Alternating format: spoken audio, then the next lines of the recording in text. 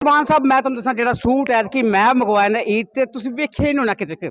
यकीन करो मैं ऐतकी जिहड़ी मेरी एंट्री है जबरदस्त होनी है। मैं बिल्कुल कपड़े पाए वो जिहड़ा मेरा कपड़ा किसी ने वेख्या, मैं बिल्कुल नंगा आ रहा स्टेज ते। हैं कि बचपन में जब ईद गुजारते थे तो वालिदैन से कितनी ईदी मिलती थी और उस ईदी को कैसे खर्च करते थे? बचपन च मैनू अज तक याद है मेरी वालदा मैनू 1 रुपया ईदी देंदी सी और वो पूरा दिन रुपया नहीं सी मुकदा।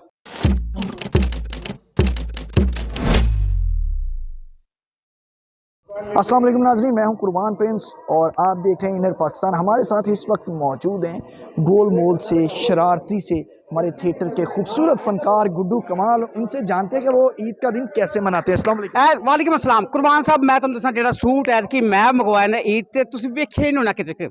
यकीन करो मैं ऐतकी जिहड़ी मेरी एंट्री है जबरदस्त होनी है। मैं बिल्कुल कपड़े पाए वो जिहड़ा मेरा कपड़ा किसी ने वेख्या, मैं बिल्कुल नंगा आ रहा स्टेज ते।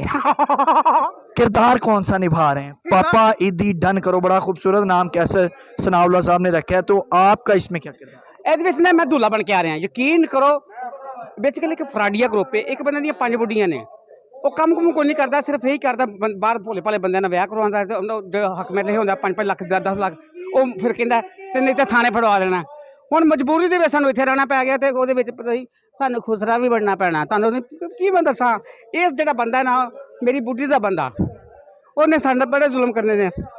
ਯਕੀਨ ਕਰੋ ਖੁਸਰਾ ਬਣਿਆ ਹੋਇਆ ਬੰਦਾ ਕਿੱਡਾ ਬੁਰਾ ਲੱਗਦਾ ਦੇਖਣਾ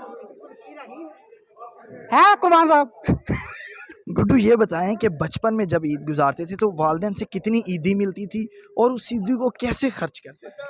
बचपन च मैनू अज तक याद है मेरी वालदा मैनू 1 रुपया ईदी देंदी सी और वो पूरा दिन रुपया नहीं सी मुकदा।